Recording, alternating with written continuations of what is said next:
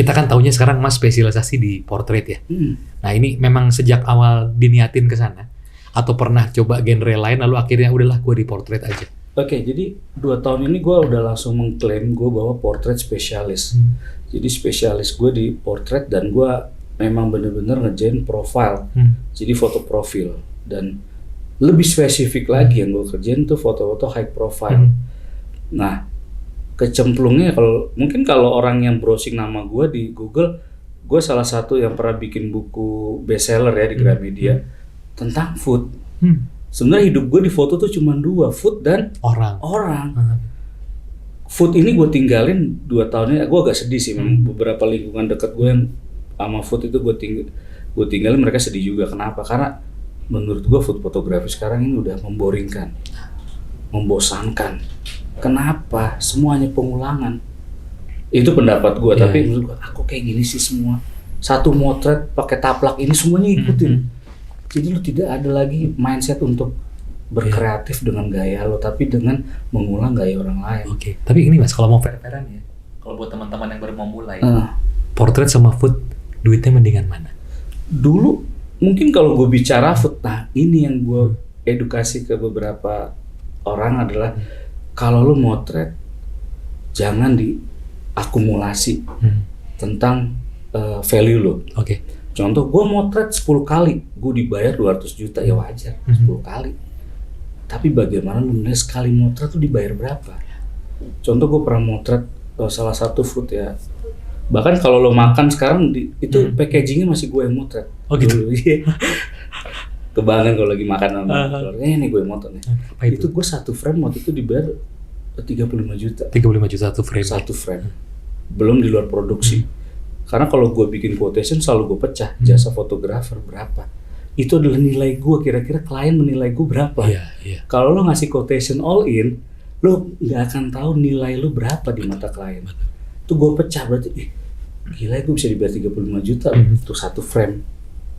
Berarti nilainya ada. Nah itu jadinya edukasi ke klien juga ya Mas, bahwa setiap kerjaan tuh kompleksitasnya beda-beda, makanya harganya juga beda-beda gitu kan. Dan satu hal yang paling gue senang ada dalam food, sebenarnya impact yang diinginkan klien adalah melihat foto itu orang akan tertarik beli, bukan bilang propertinya bagus, tapi makanannya menggugah selera.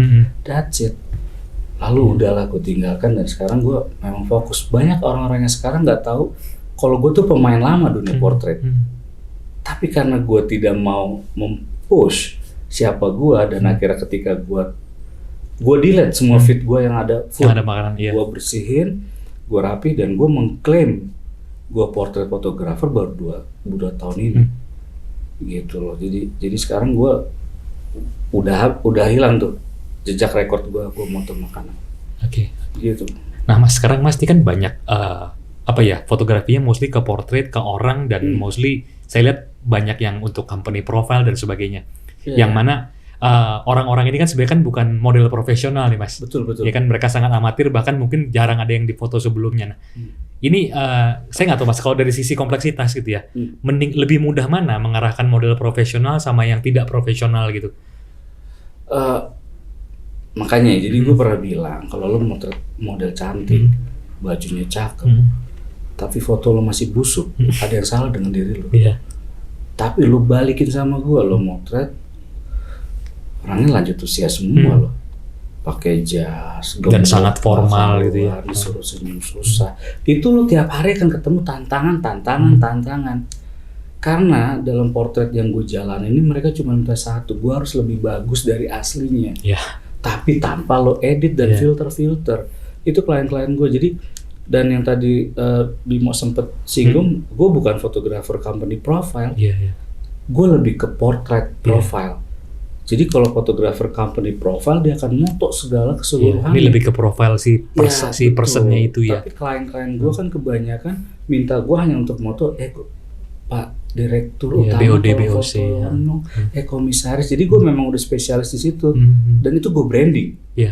Bukan hanya sekedar itu, tapi itu algoritma yang gue lakukan supaya klien inget gue bukan fotografer ini, tapi gue fotografer itu. Itu sih Bim, tapi tantangannya bener-bener mentalitas sih banyak ya yang gue jalanin Ini sekarang. gimana Mas, sebelum sesi foto, ini kan mereka mungkin ya pasti bukan model profesional ya karena mereka dari direksi. Betul. Mereka juga mungkin jarang difoto. Ini sebelumnya gimana? Apakah ada proses bangun chemistry dulu Kak, ngobrol atau udah disetting dari awal Pak nanti kita begini ya atau gimana? Sekarang gini mentalitas ya, ketika kita motret orang yang dihormatin, contoh dia dihormatin satu perusahaan TBK, karyawannya ratusan ribu. Gimana lu ketemu dia supaya dia itu percaya adalah gue orang yang tepat buat dia. Lu nggak punya waktu, lainnya ketemu temen kan. Nah itu bagaimana? Jadi di belakang menjadi portrait fotografer adalah satu, ketika lu ketemu dia, lu udah harus bisa meyakinkan bahwa gue orang yang tepat untuk motret lu. Dan itu yang sekarang gue pegang adalah gue bukannya tukang foto. Gue adalah orang yang tepat untuk bikin foto lo. Makanya gue ada chemistry-nya. Pertama komunikasi.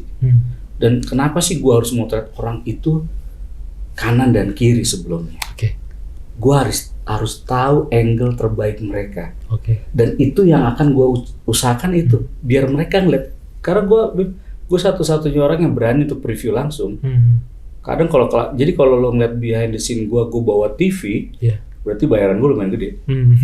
Kalau udah berkurang, cuman laptop dan iPad, itu udah medium bayarannya. Kalau gue cuman bawa satu laptop, itu berarti yang biasa-biasa aja. Karena gue berani, cepat gede banget gitu. Karena gue berani untuk memastikan bahwa abis lo foto, lo minta airdrop sama gue, foto lo untuk profil WhatsApp siap. Dan itu membuktikan perjalanan gue. Jadi chemistry sebenarnya apa? Satu komunikasi deh. Intelektual lo harus ada sebagai fotografer di kelas itu sih agak-agak berat tapi itu yang gua syukurin selama ini gitu. Tapi dulu starting point-nya gimana? Kalau sekarang kan Mas kan saya lihat kan setiap hari pasti ada aja job dari perusahaan-perusahaan gede, dari pemerintahan juga. Itu awalnya tuh gimana? Apakah tender kah atau? Pertama ada yang personal dan satu sama agency. Tapi gua yang personal itu gini loh, gue jadi nge-branding. Ketika lo ngetik nama gue harus ada number 1 di Google. Contoh lo ya fotografer BOD, nama gue nomor 1 di Google. Itu yang harus gue kejar dulu, achievementnya di situ dulu. Karena gue jualan sekarang kan zamannya semua itu ya, internet dan sosmed ya.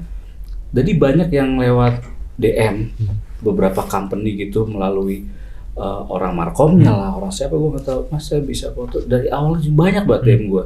Karena ketika mereka ngetik di Instagram fotografer BOD, itu foto gue semua Bim. Lu cek aja sekarang fotografer BOD gitu. Itu Instagram searchingnya itu foto gue. Dan itu bukan di SEO kan, bukan ya? Enggak. Karena memang gue mempelajari bagaimana gue to be number 1. Ketika orang nyari itu nggak kemana-mana. Nah gitu. Tapi kalau yang agency gue udah ngasih beberapa list, hanya agensi mana yang gue mau terima kerjaannya. Itu gue branding begitu. Kenapa? Biar gue bisa dibayar dengan layak. Kalau gue ambil dari yang parah banget, kacau hidup gue. Kenapa? Karena gue akan masuk ke server yang beda. Jadi itu sih Bim. Jadi sampai sekarang banyak yang DM gitu ke gue. Tapi karena gue punya manajemennya, jadi gue bilang hubungin aja ini. Itu. Nolak halus kadang-kadang juga gitu. Kadang-kadang ya seperti itulah. Komunikasi dan birokrasi. Nah ngomong-ngomong birokrasi nih Mas. Mas kan juga saya lihat bukan pernah lah, beberapa kali memotret orang-orang yang paling penting di Republik ini gitu ya. Itu juga sama lewat agensi juga atau personal? Itu personal. Jadi kebanyakan foto yang saya belum publish nih sampai sekarang belum dapat approval kan, foto Panglima yang terbaru. Jadi begini Bim, gua sering banget cerita ke teman-teman. Lo tau nggak kenapa gue bisa masuk di pemerintahan? Lo tau nggak kenapa bahkan gue motret salah satu menteri profilnya kan, kalau dipikir mereka punya in-house, tapi kenapa gue bisa masuk? Karena di situ gue menjelaskan bahwa gue seorang profesionalisme. Sudut pandang profesionalisme adalah tidak memihak apapun. Kan kalau lo karyawannya, fotonya bapak biasa aja lo bilang super. Wah udah bagus Pak, keren Pak. Bapak minta dari kiri ya dari kiri. Wah keren Pak. Tapi kalau gua enggak dong. Pak sebaiknya begini, karena ini begini. Jadi yang tadi itu adalah yang gue lakukan dan secara birokrasi ya itu yang gue pakai cara gue untuk meyakinkan ke birokrasi pemerintahan bahwa gue bisa memberikan jasa foto profil yang bisa menyesuaikan dengan keinginan mereka. Ini orang-orang ini kan orang-orang penting yang biasanya dalam tanda kutip merintah orang ya Mas. Benar. Tapi kan di saat Mas jadi fotografernya, gimana caranya, tipsnya gimana biar mereka mau nurut sama Mas? Karena kan mungkin nggak mudah juga ya Mas merintah panglima, Pak madep kiri, Pak madep kanan kan. Pertama adalah ya lo harus punya sebuah cara komunikasi yang pas dengan orang-orang seperti itu. Karena dia nggak biasa kalau lo tiba-tiba datang sebagai fotografer yang ya lihat sini, lihat kanan, lihat kiri, nggak bisa. Jadi gue harus bangun dulu, gue bilang, contoh gini lah, Bim, saya akan motret, posenya seperti ini, saya minta tolong untuk seperti ini, agar seperti ini. Jadi adalah lo harus memberikan kenapa lo lakukan hal itu dan apa yang lo akan achieve. Jadi kalau gue bilang, Pak, tolong lihat sini nanti begini, kenapa? Biar terlihat agak wibawa. Jadi lu harus jelaskan ambil dari sisi dianya berarti ya. Betul. Gitu. Karena kadang-kadang orang kan punya perspektif sendiri ya Mas, gue lebih keren dari sebelah kiri. Betul. Kan? Padahal dari sisi fotografernya sebenarnya lebih keren yang sebelah kanan kan gitu misalnya gitu. Ya, percaya nggak percaya gue pernah motret seorang menteri. Itu gue debatnya hal itu. Saya biasanya difoto dari angle sini Mas. Gue tidak menolak, gue ikutin, tapi gue bilang setelah saya ikutin ibu nih seorang ibu ngetop lah. Top banget. Boleh nggak? Abis ini ikutin angle saya. Ternyata ketika dia lihat preview dia bilang, kok saya keren juga dari sini. Tapi gue bilang Bim, karena yang motret saya. Jadi kalau dia bilang bagus, itu gue bilang adalah itu hasil gue yang motret. Bukan kamera, bukan lainnya. Lalu gue bilang, itu karena saya motret Bu. Karena saya tahu angle ibu dari segini. Karena motret orang berapa senti berubah itu akan beda cerita. Penampilan. Bener. Gantengnya beda, cakepnya beda. Karena beda angle dikit. Betul. Aduh.